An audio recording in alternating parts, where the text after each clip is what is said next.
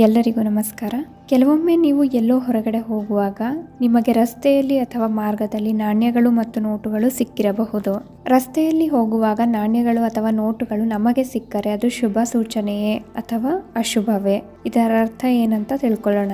ರಸ್ತೆಯಲ್ಲಿ ಹಣವನ್ನು ನೋಡಿದಾಕ್ಷಣ ನಮಗೆ ಒಂದು ಕ್ಷಣ ಖುಷಿಯಾಗಬಹುದು ಅಥವಾ ಅವುಗಳು ಯಾರು ಬೀಳಿಸಿಕೊಂಡು ಹೋಗಿರಬಹುದು ಎಂಬುದನ್ನು ಹುಡುಕಬಹುದು. ಇನ್ನೂ ಕೆಲವೊಮ್ಮೆ ನಾವು ಅದನ್ನು ಎತ್ತಿಕೊಂಡು ಜೇಬಿನಲ್ಲಿ ಇಟ್ಟಿಕೊಂಡು ಹೋಗುತ್ತೇವೆ. ನಮಗೆ ರಸ್ತೆಯಲ್ಲಿ ಸಿಕ್ಕಿರುವ ನಾಣ್ಯವನ್ನು ಅಥವಾ ನೋಟುಗಳನ್ನು ನಾವು ಎತ್ತಿಕೊಳ್ಳಬೇಕೇ ಅಥವಾ ಬೇಡವೇ? ರಸ್ತೆಯಲ್ಲಿ ಸಿಕ್ಕಿರುವ ಹಣವನ್ನು ಎತ್ತಿಕೊಂಡರೆ ಶುಭವಾಗುವುದು ಅಶುಭವಾಗುವುದೇ? ಇವುಗಳು ಏನನ್ನು ಸೂಚಿಸುತ್ತೆ ಎಂಬುದನ್ನು ತಿಳಿದುಕೊಳ್ಳೋಣ.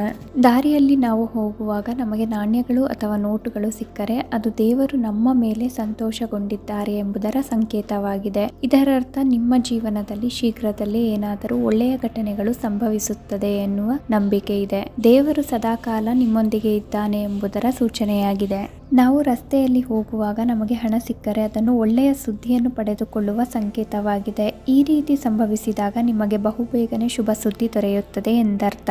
ನಿಮ್ಮ ಜೀವನದಲ್ಲಿ ಕೆಲವು ಒಳ್ಳೆಯ ಸುದ್ದಿಗಳು ಸಿಗುತ್ತವೆ ಎಂಬುದಕ್ಕೆ ಇದು ಸಕಾರಾತ್ಮಕ ಸಂಕೇತವಾಗಿದೆ. ಇದು ನಿಮ್ಮ ಜೀವನದಲ್ಲಿ ಶುಭ ಸೂಚನೆಯಾಗಿದೆ. ಈ ಶುಭ ಸುದ್ದಿ ನಿಮ್ಮ ಜೀವನವನ್ನು ಸಕಾರಾತ್ಮಕವಾಗಿ ಬದಲಾಯಿಸುತ್ತದೆ. ನೋಟುಗಳು ಕಾಗದದ ರೂಪವನ್ನು ಹೊಂದಿದ್ದರೆ ನಾಣ್ಯಗಳು ಲೋಹದ ರೂಪವನ್ನು ಒಳಗೊಂಡಿರುತ್ತದೆ. ಈ ಲೋಹಗಳನ್ನು ದೇವರು ಮತ್ತು ದೇವತೆಗಳ ಆಶೀರ್ವಾದದ ಸಂಕೇತವೆಂದು ಪರಿಗಣಿಸಲಾಗುತ್ತದೆ. ನಿಮಗೆ ಲೋಹದ ನಾಣ್ಯವು ರಸ್ತೆಯಲ್ಲಿ ಸಿಕ್ಕರೆ ಅದು ನಿಮ್ಮ ಮೇಲಿರುವ ದೈವಿಕ ಶಕ್ತಿಯ ಆಶೀರ್ವಾದವನ್ನು ಸೂಚಿಸುತ್ತದೆ. ಇದು ದೇವರು ನಿಮ್ಮ ಮೇಲೆ ಆತನ ಆಶೀರ್ವಾದವನ್ನು ತೋರಿಸಿದ್ದಾರೆ ಎಂಬುದನ್ನು ತಿಳಿಸುತ್ತದೆ. ನಮಗೆ ದಾರಿಯಲ್ಲಿ ಸಿಗುವ ನೋಟುಗಳು ಮತ್ತು ನಾಣ್ಯಗಳು ಅನೇಕ ವಿಧದ ಅಪರಿಚಿತ ಜನರ ಶಕ್ತಿಯನ್ನು ಒಳಗೊಂಡಿರುತ್ತದೆ. ಈ ಶಕ್ತಿಯು ನಿಮ್ಮ ಜೀವನದಲ್ಲಿ ಧನಾತ್ಮಕ ಬದಲಾವಣೆಗಳನ್ನು ಸೃಷ್ಟಿಸುತ್ತದೆ, ಪ್ರಗತಿಯನ್ನು ಹೊಂದಲು ಹೊಸ ಅಥವಾ ನೂತನ ಅವಕಾಶಗಳನ್ನು ತರುತ್ತದೆ. ಇದರಿಂದ ನಿಮ್ಮ ಜೀವನವು ಸಕಾರಾತ್ಮಕ ಮಾರ್ಗದಲ್ಲಿ ಬದಲಾಗುವುದು. ಹೊಸ ಅವಕಾಶಗಳು ನಿಮ್ಮ ಜೀವನವನ್ನು ಅನಂತ ಪದ್ಮನಾಭ ವ್ರತಕಥೆ. ಅರಣ್ಯವಾಸ ಮಾಡುತ್ತಿರುವ ಧರ್ಮ, ಭೀಮ, ಅರ್ಜುನ, ನಕುಲ, ಸಹದೇವರು ಅತ್ಯಂತ ಕಷ್ಟಪಡುತ್ತಿದ್ದಾಗ ಅಲ್ಲಿಗೆ ಬಂದಂತ ಮಹಾನುಭಾವನಾದ ಶ್ರೀಕೃಷ್ಣ ಮೂರ್ತಿಯನ್ನು ನೋಡಿ ವಂದಿಸಿದರು. ತರುವಾಯ ಧರ್ಮರಾಯನು ಒಂದು ವಾಕ್ಯವನ್ನು ಕೇಳುತ್ತಾನೆ. ಎಲೈ ಮಹಾನುಭಾವನಾದ ಶ್ರೀಕೃಷ್ಣ ಮೂರ್ತಿಯೇ, ನನ್ನ ತಮ್ಮಂದಿರಾದ ಭೀಮ, ಅರ್ಜುನ, ನಕುಲ, ಸಹದೇವರೊಡನೆ ನಾನು ವನವಾಸದಿಂದ ಅತ್ಯಂತ ದುಃಖವನ್ನು ಅನುಭವಿಸುತ್ತಿದ್ದೇನೆ.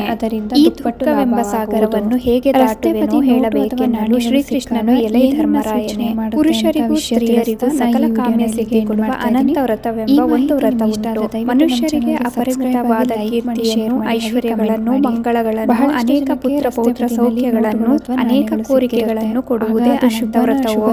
ಭಾದ್ರಪದ ಮಾಸದಲ್ಲಿ ಶುಕ್ಲ ಪಕ್ಷದ ಚತುರ್ದಶಿಯಲ್ಲಿ ಈ ವ್ರತವನ್ನು